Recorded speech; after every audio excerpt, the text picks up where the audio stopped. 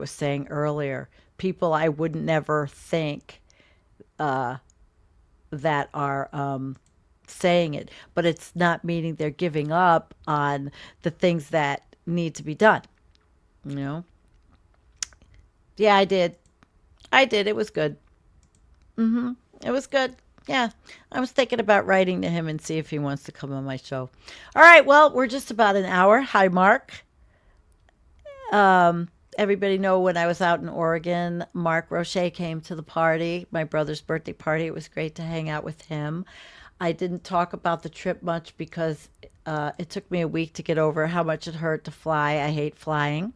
And one more thing I will tell you that I noticed, the atmosphere is changing. And on both flights to Oregon, from the middle of the country up to Portland, the planes experienced quite a bit of turbulence, and the pilot comes out and calls it rough air instead of turbulence. And I knew what they were. And now these planes, and I was going to put together a little video on it. Now these planes, you can see on your the seat in front of you, you can see the control. So you can click to see the control. You can see the pitch, the roll, the altitude. You can see it in meters. You can see it imperial. You can see it in all different ways. And because I have been an aviation buff, which I never talk about much, I know what all this is. I know what the pitch is, and I know what a roll is. I know what the degrees have to be. I know a lot about aviation. So it's just not anything I talk about here because it has to stop. But anyway, I just thought I'd stick that one in. That Mark and Jeffrey Pearson and Marcia Stewart, also followers of Environmental Coffee House, which was terrific. So, anyway. All right, the meat and potatoes are over. Well, they were over like half an hour ago. And it's great to see you all. I'm going to set up, I'm using the intro for the outro because I liked it. And I took the footage, and it was summer thunder and lightning storms. So, good night, everyone. And we'll see you Sunday. I'm going to hope we can work this out. Good night.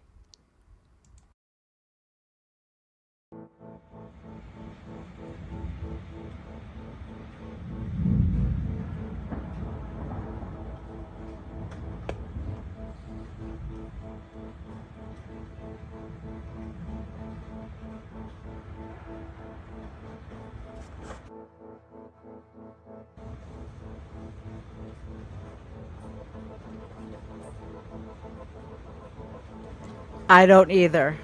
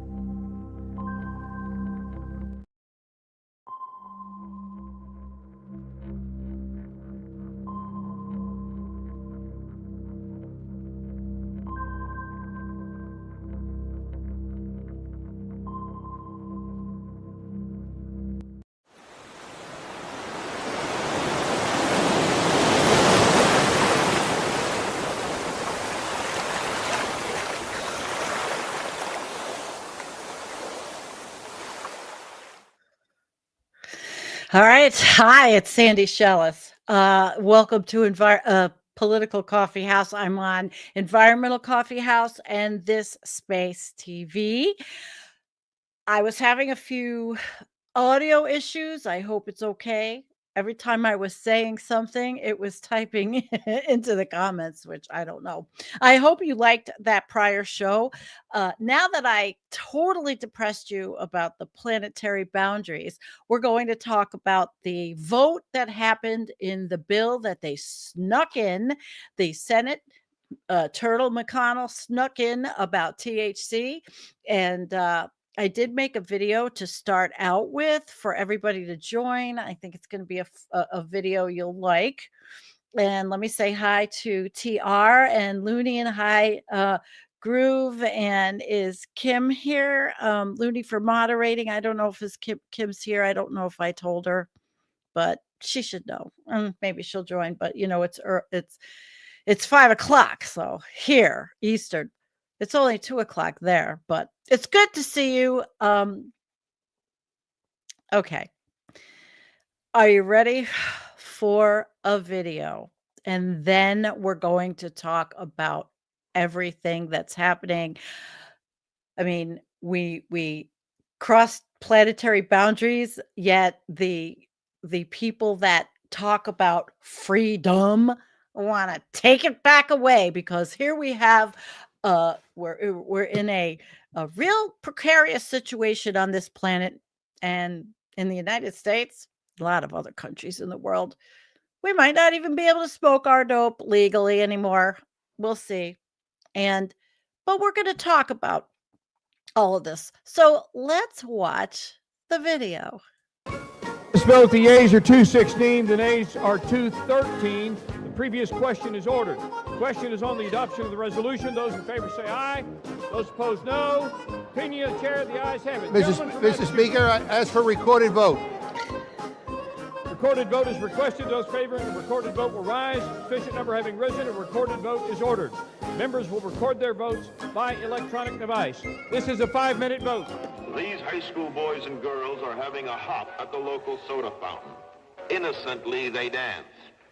Innocent of a new and deadly menace lurking behind closed doors. Marijuana, the burning weed with its roots in hell. In this film, you will see the ease with which this vicious plant can be grown in your neighbor's yard, rolled into harmless-looking cigarettes, hidden in an innocent shoe or watch case. If you want a good smoke, try one of these. You will meet Bill, who once took pride in his strong will as he takes the first step toward enslavement. Of course, if you're afraid.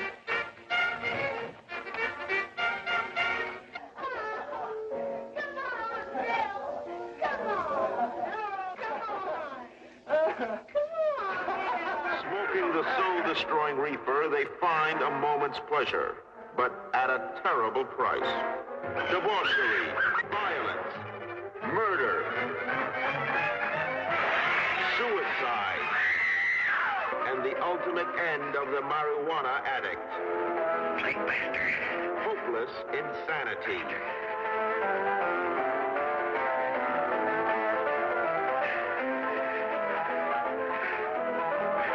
See this important film now, before it is too late. This bill contains language that has been airdropped in that will destroy hemp farming in Kentucky and across the United States. Tucked away on page 163, Title 7, Division B of this spending package is a provision that will shut down the hemp industry across the United States. My amendment would strip the provision designed to regulate the hemp industry to death. The bill as it now stands overrides the regulatory frameworks of several states, cancels the collective decisions of hemp consumers, and destroys the livelihoods of hemp farmers. And it couldn't come at a worse time for America's farmers. Times are tough for our farmers. Farmers' costs have increased as the price of fertilizer and machinery have jumped, while prices for their crops like soybean, corn, and wheat have declined. For many farmers, hemp has proved to be a lifeline, a new cash crop. Farmers turn to growing hemp to mitigate the losses they've endured during this season of hardship. but that lifeline may soon be extinguished by this very legislation. The effective hemp ban included in this spending package is a result, we are told, of bad actors skirting the legal limits by overly enhancing the concentration of THC in their products. The hemp industry, myself and others, have come together and we have been willing to negotiate to get rid of the bad actors. And yet, instead, we are met with legislation that would be prohibition. Members of the industry, myself and others who are advocates of this, have been willing to get rid of synthetic cannabinoids. We've been willing to compromise at every turn, but we're met with the numbers in this bill which will eradicate the hemp industry. For the last several weeks, we've offered proposals with the goal of creating an environment in which the hemp industry could thrive and sell products. And we've been met with those who want to prohibit the industry from continuing. This bill's per serving THC content limit would make illegal any hemp product that contains more than 0.4 milligrams. That would be nearly 100% of the existing market. The numbers put forward in this bill will eliminate 100% of the hemp products in our country.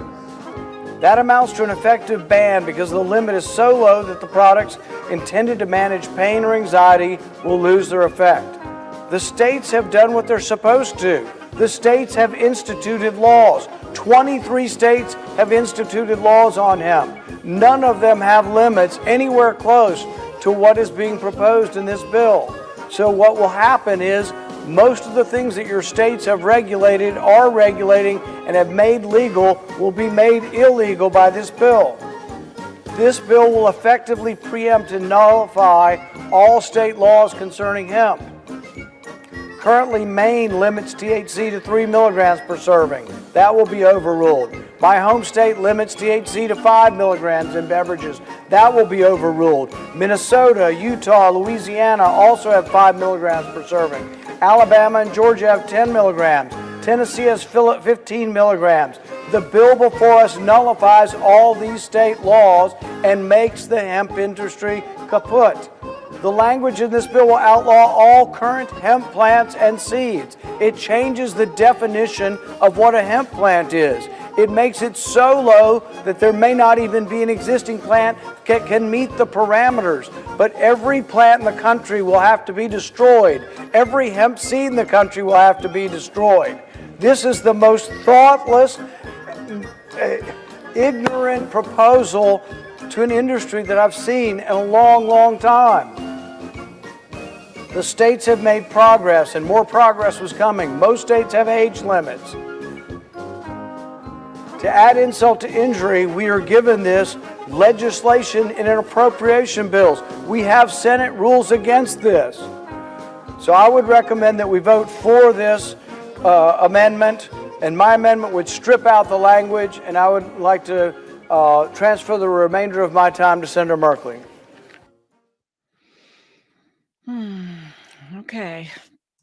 Okay. So you heard it from the libertarian himself, Rand Paul, who gets it right every now and then. And as I was watching your comments and thinking about all this and thinking about the literal cannabis capsule that I have taken today from the clinic I go to for pain, which actually went from a medical clinic. Now they do sell to people. I think that's where this all started, the conservatives and people like what's his name? McTurtle. So now that you saw my video, because I really do like to make little videos for my shows. Not a lot of people do that, and I just find it kind of adds to the ambiance, and I'm glad that people are watching. So what I really want to talk about, I would start with a little history. It's a timeline of cannabis, and actually we're going to start from the 1600s when hemp cultivation, it was encouraged in colonial America. I mean, totally was used for ropes and sails and textiles. It's a great product. It's a great it's a great weed. It's a great plant. It's a wonderful plant.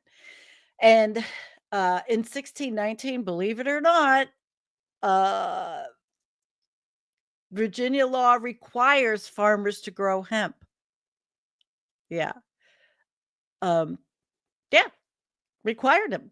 1700s to 1800s, hemp widely grown for industrial uses like it should be now. And George Washington and Thomas Jefferson, they both did it. They both did it. And there's not a problem with my audio, is there? I sure hope not. Okay. But anyway, because I thought there might be, but I suppose there isn't. All right. I just saw Looney Tunes make a comment that he doesn't use streaming software. All right. So, and I'm not using my streaming software. I'm using your streaming software. I use Ecamm Live, and this space uses StreamYard. So I've learned a little bit. All right. So let's move on from my little audio outtake. And it's a wonderful, it's wonderful. It had, in the mid 1800s, there was medical uses, and pharmacies had it. It was terrific. It was listed in the Pharmacopoeia, which is the pharmacology encyclopedia in the 1850s.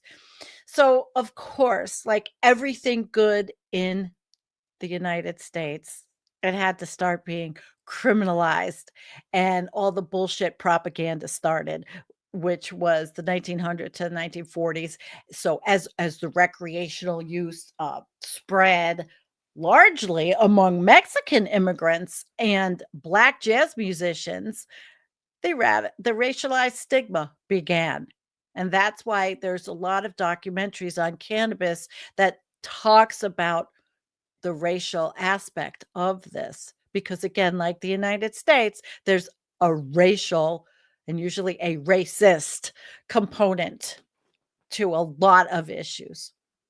And so 1910, 1930s, the anti-cannabis laws appear state by state, fueled by, what did I say, xenophobia and moral panic.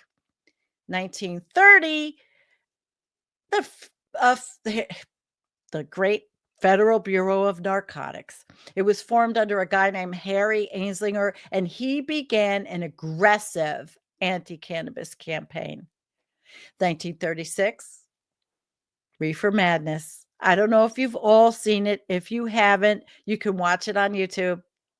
And I took a little clip from it, and with no copyright. 1937, the Marijuana Tax Act criminalized it. So that was it. 1937 criminalized it. And then, of course, came the war on drugs. The war on drugs. 1951 and 56, the Boggs Act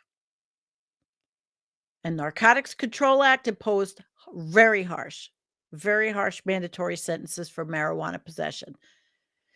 1960s and 70s. Yeah, here we go. The counterculture embraced cannabis, and usage became mainstream among youth and activists. I grew up smoking dope. I mean, at 14, we learned about dope. What kid doesn't in high school? Maybe in a different state. I grew up, I went to high school in New York State, and I started going to concerts in Manhattan, taking the train, the Hudson River line down to New York to see probably every band you can imagine. Name one in the chat. If I've seen it, I will tell you. And I am older. I've been on this planet for quite a few decades, and I grew up at a time when we were, it was a different time because we were all experimenting. We were all learning about women's liberation, about what we could do with ourselves and not be just dictated by men. I mean, things were changing a lot, and it wasn't the 60s. I'm not that old. So 1970, here we go. Controlled Substances Act. It classified marijuana as a Schedule I with no acceptable medical use, which was, the wide open door for the start of big pharma, basically. It was the wide open door. 72, the Schaefer Commission recommends decriminalization, but no, forget that. Richard Nixon ignored that. And then, of course, comes the 80s with Reagan's war on drugs. It ramped up massive incarceration for nonviolent drug offenses follows. And that's where the industrial prison situation actually started. It started and throwing everybody in jail for possession of cannabis. I understand the laws with cocaine and methamphetamine is horrible. Now the drugs are just like insane. I've watched episodes of Soft White Underbelly where I see people that are hooked on stuff I can't even imagine. But this is cannabis. And you'd think these old farts in the government are equating cannabis with methamphetamine. And then, of course, we're going to get into the aspect of protecting children. And we'll go through that. But so the 80s, Ronald Reagan, he was a poop head. I mean, it didn't stop us. It didn't stop us at all. And let me tell you, with all the drug hysteria, cocaine in the 80s was humongous. It was, everybody was doing it. I didn't like it because I'm hyper as it is. I didn't need it. And I honestly didn't like the whole snorting thing. My friends did it. I didn't tell them not to. And I was always like as a pothead, what are you going to do?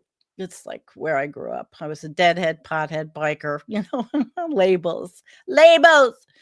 So in 1996, California's Proposition 215 becomes the first state law legalizing medical marijuana. Now, I have been a chronic pain patient since 2001 when I fell down the wait a minute. I'm sorry. I've got to put this. I've got to put this up. Yeah. Well, after the last show you saw on the tipping points, we've got to have a little laughing, although this is really pissing me off. Okay. So let me go back to my notes.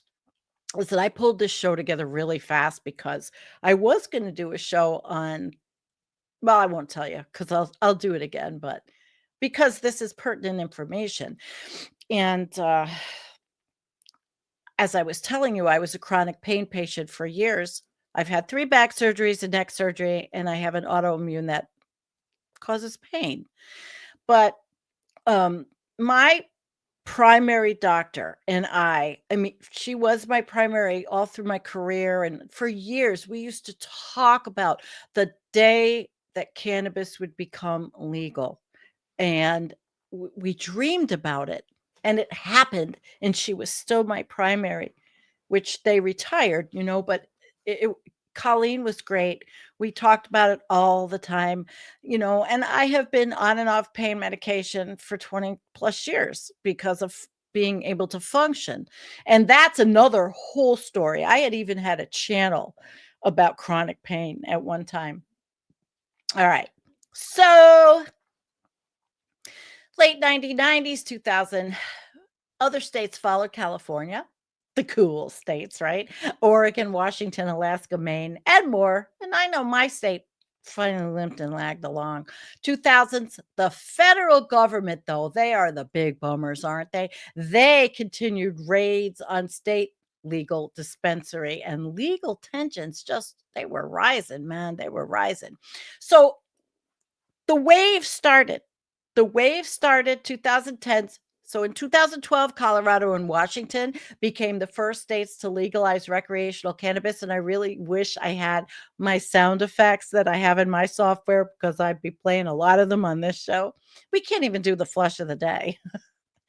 So then 13, Obama's DOJ issues the Cole memo, which was deprioritizing federal enforcement in legal states. So he said, leave these states alone. The feds have other things to do. which it seems like now they might be doing the same shit they were doing before the coal memo. And I'm waiting to see what happens. There's going to be a fight about this, I'm sure. 2018, the Farm Bill, which was spectacular, and it was during the Orange Turd's first administration. It legalized industrial hemp nationwide, and people started looking at all kinds of amazing things to do with it. Hempcrete and hemp, everything going back to the 1600s, where it was such a valuable crop. So in 2020s, over half the U.S. states legalized it for recreational use, and over 80% medical use, which was something for me that was great. The thing about, I will say, it does have it's for cancer patients a lot, and the problem with me, and it doesn't matter, I have grown priceless, gorgeous indica. I have grown sativa. I've grown 50-50. This year I grew sativa. The problem for me, and I don't know a lot of other people, but boy, it gives me the munchies. And I was looking at that video from before. It's like, oh my God, I have to get back on but I have been sick this year, to be honest, and so it's been a tough year, 2025. And we're all psychically sick about our government. But for them to do this now, it's cruel. Just like the point of the Republican Party and MAGA right now, everything is cruel. Everything. So 2022, President Biden issues mass pardons for simple federal cannabis possession and orders scheduling review. Let's see how long it takes for the Trump administration to have their DOJ actually go back and look at these people and try to reincarcerate them, because they're building all these prisons, these private prisons, right? They got to fill them up with someone. I hope that doesn't happen. But you know what? I'm not a conspiracy theorist. Any of this shit can happen. Look what we are living through. So ongoing moves, 2024, 25, they were fighting. They wanted to reclassify from Schedule 1 to Schedule 3. It should have been, I don't know why Joe Biden couldn't federally legalize it. He could have went, maybe he would have won the election. He wasn't even running after they kicked him out. But you know what I'm saying? That's a very popular position. And I'll tell you what, the bros on X, they are not liking that. They are not liking it. This could be a turning point. So it's a multi-billion-dollar industry employing hundreds of thousands in the United States. And legalization continued to advance, though, of course, like always in this country, racial inequities in enforcements and access persist. So banking, you can't go to the clinic, you can't whip out your bank card. You have to get cash. When I go to the clinic, when I can afford to, I can't. Thing is, I don't like to smoke it. I don't want to do anything in my lungs. I only vaped for a short time. That stuff is horrible. We'll talk about some of that in a little bit, but I personally don't like to smoke. I'm getting older, obviously, and I really don't want to do anything that's going to hurt me. I have cats to take care of. So, I got to take care of my kitty cats. I got to take care of the kitty cats. I don't know what's wrong with my mic. I'm going to tell you what's happening. I have my cursor in the chat, and all of a sudden I don't know what it does. It's picking up my mic, and I don't like it. Oh shit. Uh-oh. I think I just lost my notes. Wait a minute. Let me pull up the notes app again. Okay. All right. I got my notes back up. Stop fooling around, Sandra. So, all right, my notes. I use this notes app. I don't like it either. I should really just start doing bullet point spreadsheets instead of everything going all over the place. One of these days. You don't hear any noise or anything? Good. I just have to figure out what I did to the mic that's making it, I don't know what, But anyway, so let's go down. Let me find where I pulled together some stuff. I have some articles like, okay, so Axios came out with an article, the bill to, and I have not, honest to God, guys, I have not figured out exactly how to screen share to put the article up, but that's okay. You know, you're good at listening to me. And so the bill to reopen the government would shut down these THC products. Now, there's specific products that are covered, and it was a last minute provision to recriminalize many hemp derived products. And the Senate, you know, these people are fucking evil. The Republican Senate. But I give it to Rand, you know, with this last minute fight and Axios. So Axios has a good article. And what the turtle is saying, he's talking about the THC loophole. And he's arguing that companies have exploited it to create intoxicating substances. Okay, you think? I mean, go into any liquor store in the United States or any other country for that matter. And by the way, the alcohol lobby was very much involved in pushing this. That's no lie. No lie. So the Farm Bill did a lot of good things. And even people where I live, I mean, it gave farmers a new lease on life, and people and workers. I go to the clinic and there's people that work there and they have benefits. And, you know, it's really awful. It really is. Now, CNBC had also had an article, and they say they're talking about the hemp restrictions threaten a $28 billion industry, sending companies scrambling, which really sucks. I'm telling you, they want to take away everything good. I don't want to sound like a conspiracy theorist, but you know, you think that these people just really don't want us to stay alive. I don't know, or feel good about being alive in an authoritarian situation. So there you go, 300,000 jobs at risk. Pretty bad. So executives of these companies are saying the ban could fuel a surge in black market sales if federal regulations aren't adopted within a year, as demand for hemp-derived THC remains strong. And the alcohol manufacturers, the distilleries, they see that people are more and more choosing to partake in cannabis products. They are safer. You don't wake up throwing up. And although you're not supposed to drive, you're not going typically. I'm not going to say there hasn't been, because I was looking up statistics. But it's just, you know, you're not going to use alcohol for cancer treatment. Okay, it's not going to help your side effects. But this country is so fucking ass backwards on everything from climate to everything. And now here we are again. And they are bracing for layoffs. They really are. So let's go through a little history. I want to go down to my notes where I picked up, and we'll look at some states too. I'm going to pull out some states. And I know we have Colorado here, and it's okay for Colorado, adult use, yes, medical, yes, impact, low disruption. Strong state regulatory regime, hemp products likely forced into regulated cannabis, or it's going to be banned. I think this is going to be, you know, the straw that breaks the camel's back in people. And I'll show you what I think in a bit. Florida, adult use, medical. No, wait, adult use, no, medical, yes.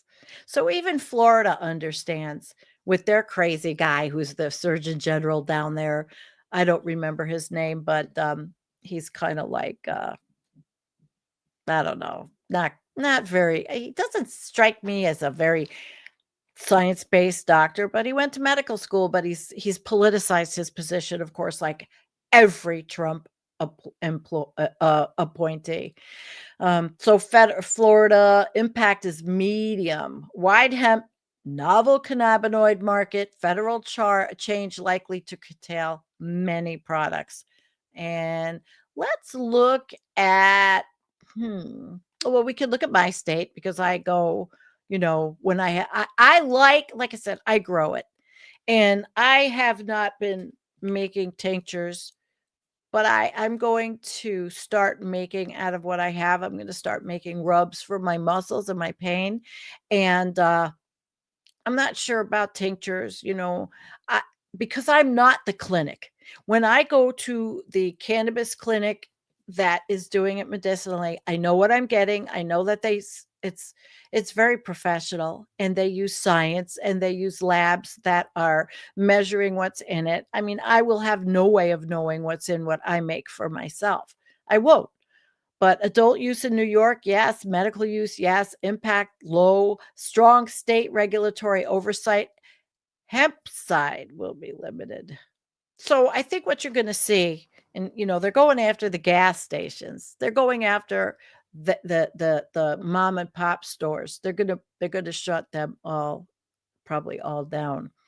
Let's look at Louisiana, where is Louisiana here? Where Looney Tunes is. Okay. So in Louisiana, though, adult use is no. Medical is yes. Okay. The impact will be medium.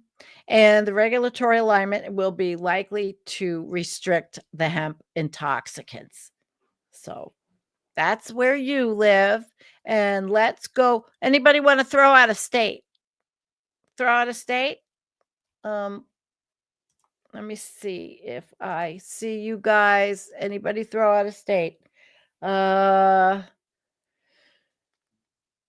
my goodness. All right. If you don't, I am going to. All right. North Carolina. Let's look at North Carolina. North Carolina will be, well, adult use, no. Medical, yes. See, medical was like everywhere, actually. Not everywhere, but pretty much. And in North Carolina, even with adult use, no, there is a cannabis council that was formed, and medical, no.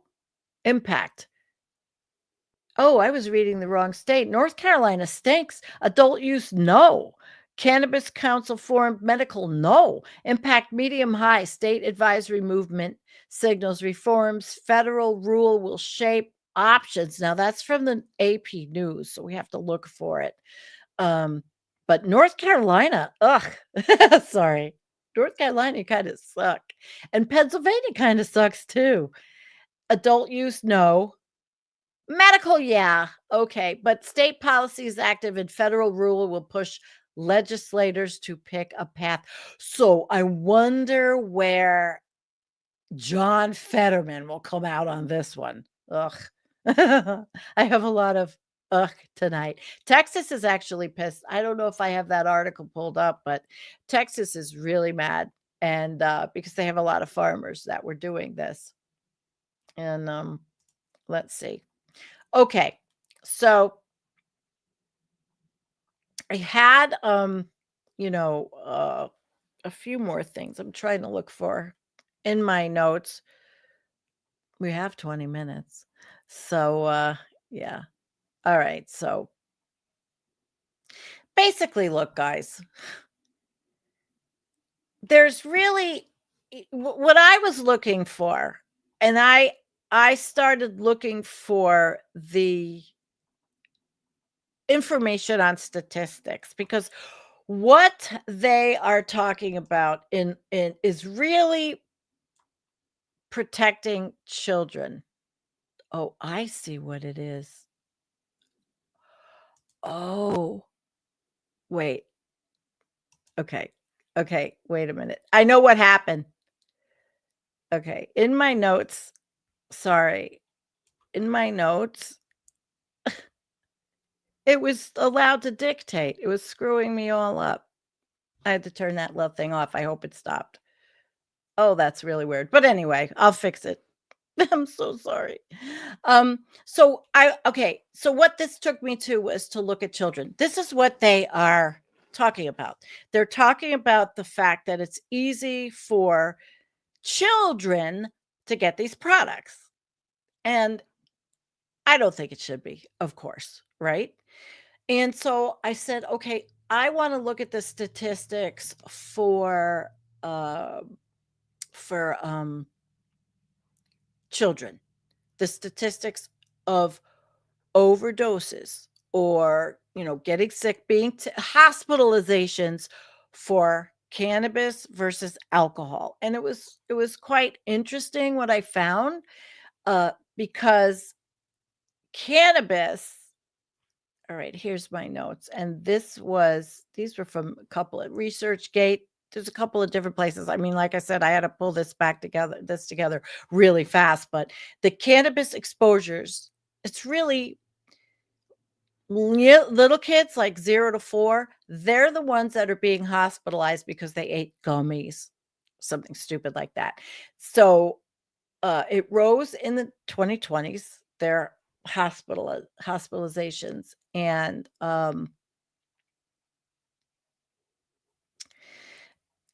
putting kids in the hospital, putting them in for accidentally ingesting the shit, right?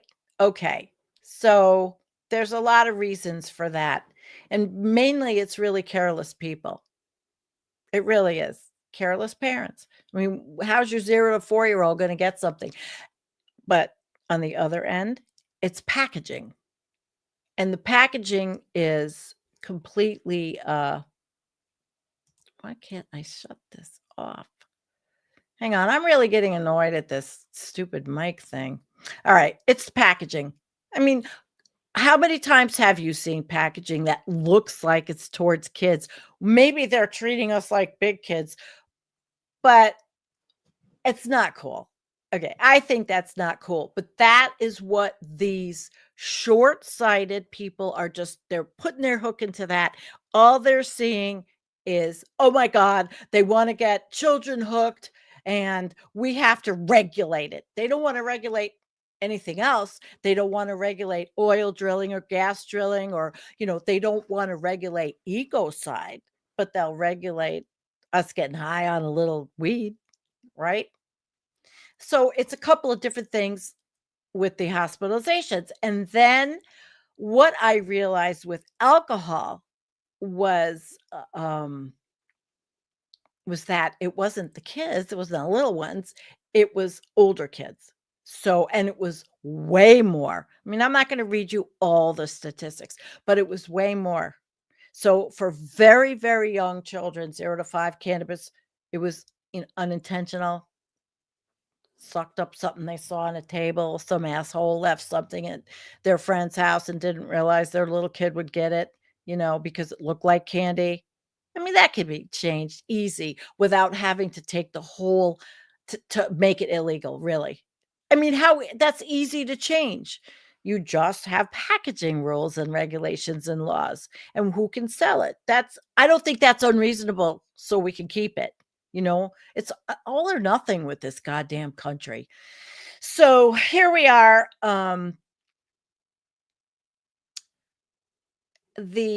For older adolescents, teenagers, alcohol remains the larger source of morbidity, mortality, and hospitalization overall. So basically, older kids, car wrecks, they die from alcohol poisoning, where young kids don't. They don't die. They're exposures. But I didn't really go into it as deep as I could have. There is an article. I didn't get to read this whole ResearchGate article, but they did say that between 2018 to 2023, there were about 8,400 in the country cases, but it doesn't have deaths because I don't think anybody died. Okay. So alcohol is just so much worse. I pulled this up there was a study from poison centers that talked about the Delta 8 and the cannabinoids. And again, it was consistent with the children, you know, and it was exposure. This was an exposure poison center. This didn't mean they were necessarily hospitalized. And there's a lot of papers on this. There's one here I found. Of course, I didn't read it, the whole thing. I just took a quick note from the abstract, peer-reviewed analysis, and they about the increase in pediatric emergency department visits and admissions for unintentional intoxication. So why can't they close the loophole without having to make it illegal? The loophole, I mean, this goddamn country has regulations on uh all the good stuff and no regulations. Go ahead, drill, baby, drill. We're not going to regulate anything. You can just spew sewage everywhere, but my God, smoke a joint. We're going to regulate you right up the wahoo, baby. Wahoo. So there's a lot of deaths actually for the adolescents that drink and overdose. This one, though, this says roughly 4,000 young people die under 21 each year from excessive alcohol use. This is deaths, not hospitalizations. This is deaths. Okay. Who's looking at this?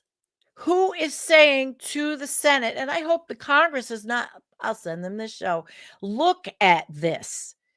Or is the alcohol lobby that strong that they have enough money? And I didn't have time to look at donations, what the alcohol lobby gives, but I'm sure it's on, you can find it on Open Secrets, right?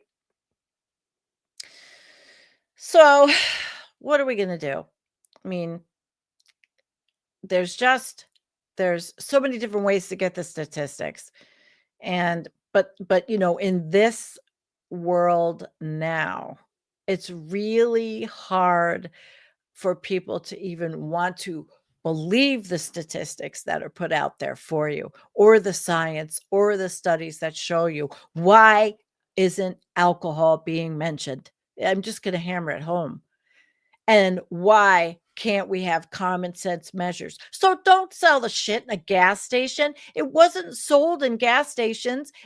There were stores, certain stores, and the medical cannabis places. I mean, there are things we can do. So, all right. So if you've got little kids and you consume your medical cannabis or you get some gummies, there's lots of things that you can do. I mean, the basic main thing is lock the shit up. I mean, if these people on the right, they love their weed, they love their guns. They lock their guns up properly, like in New York, you've got the SAFE Act. Your guns have to be locked up away from the bullets, blah, blah, blah. I know how you're supposed to get some self-protection, but it's a whole long story. But I mean, these are common sense, really common sense. But unfortunately, I guess there's a lot of idiots that don't look at this, if you like, okay, so when you have a kid, your edibles, pretend it's bleach, treat it like it's something like that. A household cleaner. You're not going to leave those around for the kid to eat, right? I never did.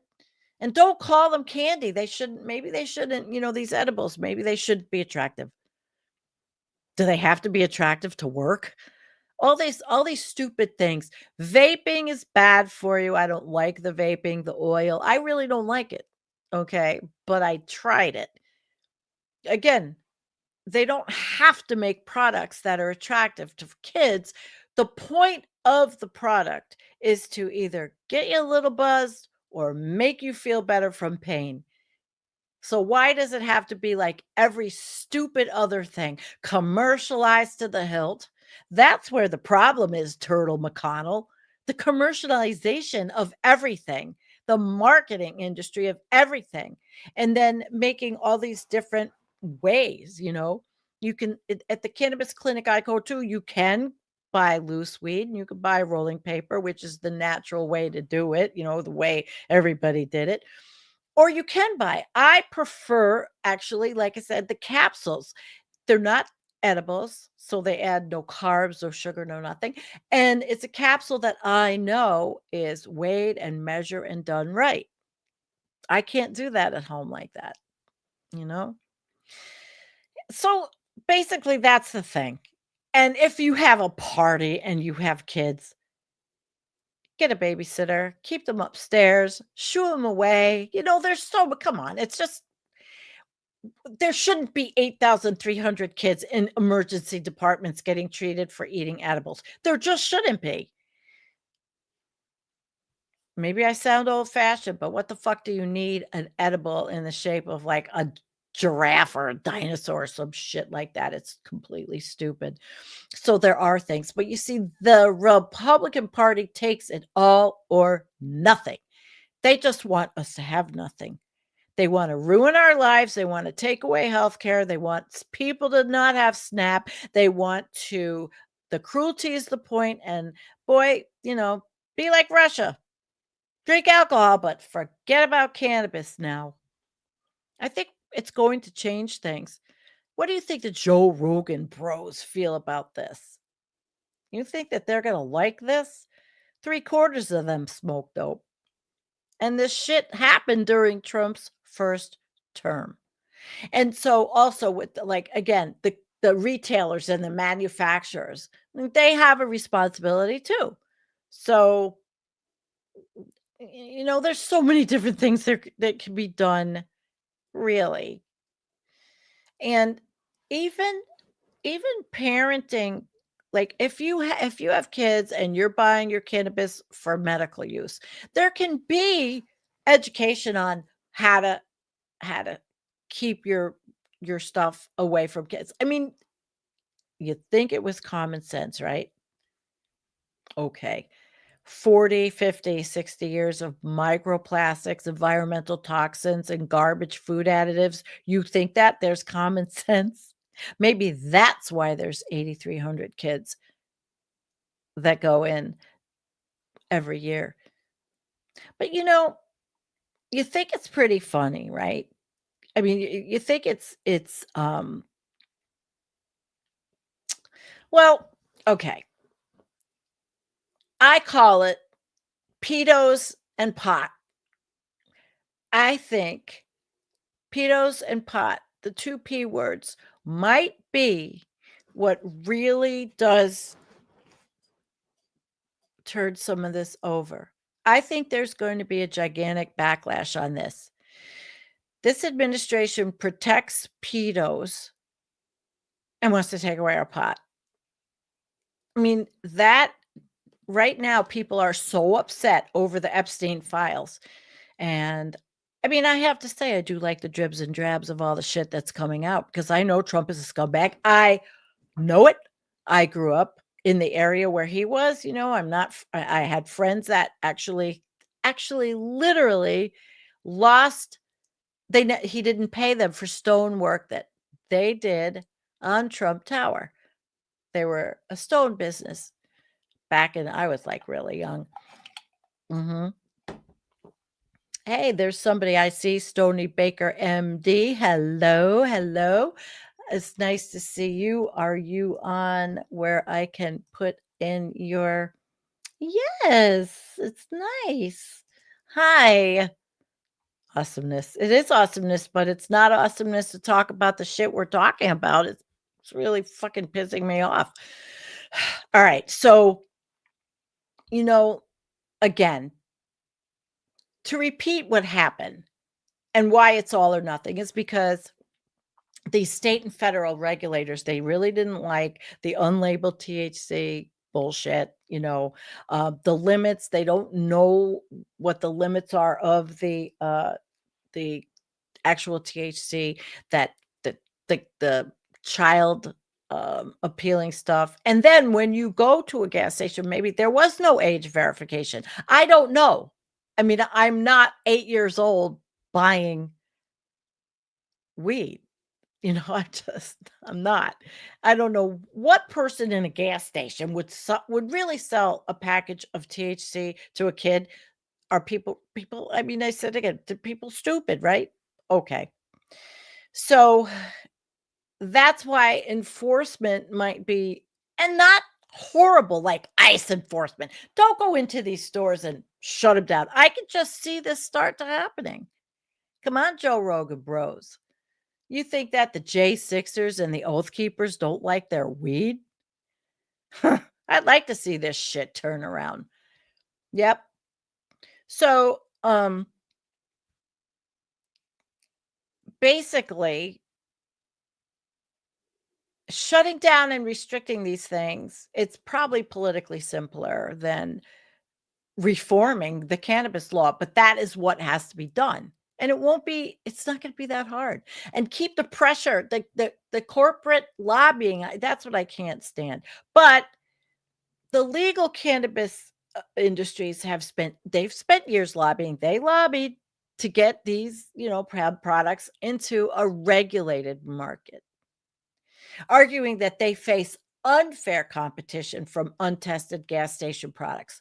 So all that shit goes away and it's professionally treated like it was when I saw it coming into New York. You go into the store like in Colorado. It's professionally treated, not garbage, just people that don't give a shit or these whatever. I don't know if you even know what's in a gas station product. I don't know. I've never seen it. So these groups, these lobbying groups that are lobbying for the protections are good and will keep it safe and legal for us, the people that partake, especially for medical. So, the petroleum and the petroleum in the convenience store, these lobbies, they don't have the same political muscle. So that's why, because they're not as strong as the weed lobby, that's why it's all unregulated gas station weed. I mean, that's really what you're going to hear. So now they want to redefine it totally to exclude anything good in it, that would, and then now it instantly outlawed the kind of THC products the gas stations were selling.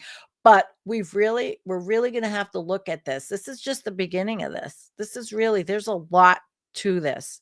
But I think if you're in the National Organization for Marijuana Rights League, which is normal, and any of those groups, I think you're going to have to rejoin and re-up and take nothing for granted. I mean, we are in the climate crisis of climate crises. We're not pulling out. To take away something that can make people feel better from pain and anxiety, therapeutic, or just plain just getting away from the day's news that's the rage farm of everything if you turn on social media, and they're going to take it away this way. I mean, yeah, you can grow it if you can, but you want to have ICE Gestapo banging on your door because next thing you'll know, they'll take some of the ICE budget and they'll call them narco police and you get busted for having a couple plants. Seriously, look at how far we've gone. People say, oh, this could never happen in the United States. Well, look at what's happening in the United fucking States. All right. So I did read that local police and state agricultural departments are focusing their raids and compliance checks on gas stations first because they're visible, accessible, and easy to monitor. Okay, we'll see, right? And they are getting rid of, right away, gummies and vapes marketed as legal highs. So fine, because for us to keep quality laboratories and farms and farmers and stores, that's a good thing. But why is it always all or nothing? It's always goddamn nothing. Always nothing for us. So okay, so they'll forget the gas stations. They're done. They're done. They are done. So there you go. Basically, it's the the legalization to the non-legalization. And I went through, the history. I showed you a video, the history, legalizing it, and chemists found different kinds of weed, THC, that would do the job. Delta 8, HHC. They are psychoactive. Um, I don't buy anything except from the cannabis clinic, so I can't tell you about those products. I really can't. But because of what I told you about the poison control spiked, there's just a lot here. But nobody talks about alcohol and the statistical analysis of alcohol being something that kills like 4,000 kids a year that are older than toddlers, obviously. Yep. So they are overreacting. And I don't think this crackdown at all is about safety. I think it's bullshit. It's about power and profit, and it should not be, it really shouldn't be prohibited or have any prohibition. But this country, I'm going to end with pedos and pot. People who don't like pedos and don't like that this administration is hiding it or rationalizing it or covering for the president pedo in chief, potentially, or even to not show the files, pedos and pot. There's people that really want the Epstein files totally released. What does he have to hide if he's so innocent? Don't protect anybody. It's time. The deep state, they were the Epstein Island goers. I mean, it's time to clean house. It's time to clean house, and I hope they do. I hope that the Epstein estate dumps it all, because these women were wronged. And having been in a life where I've seen it and experienced a lot of things, it's wrong. Pedos and pot, it could be the thing that unites the people against the elite oligarchs. And I have one more quick thing I want to show you before I go off. And let me put this picture up. It is undermining. This is an event somebody sent me, and I thought it was really cool. Undermining capitalism, agitation, base building, and community empowerment. It is not violent at all. This is just about starting somewhere. Virtual discussion with author and organizer Roderick Douglas. It's on Monday. I'll put the link up. This is absolutely about nonviolent civil disobedience. Nothing that is illegal. It's just people talking like they did with No Kings. There's things that are happening, and people can talk to each other until they can't in this country. Be diligent. Be safe. Don't leave your gummies around kids. Don't drive fucked up. And consume alcohol. Very, very low alcohol usage, and don't drink and drive. Do the right thing, then we can have it. Right? All right. Any comments? Speaking of what, Victor? Speaking of national protests, they are way too far between. Not like there's an emergency or something. I know, I agree with you. And maybe this is going to get people out. People like their weed, they like their weed. We got used to it. We got comfortable. And the fact that this is going to put thousands upon thousands of people off any kind of meaningful employment, which is what this administration is doing, leaps and bounds. This is just another thing to add to the clusterfuck of what we are living through. Thanks for coming. I really appreciate it. I do the research for you, and I will be live Friday night on my channel to look at the Council of the Parties, the COP in Brazil, which is the biggest climate thing. And I will be on looking at it through the eyes of the World Meteorological Organization. So see you Friday at 9 p.m. That's going to be a kick-ass show. Bye. Thank you.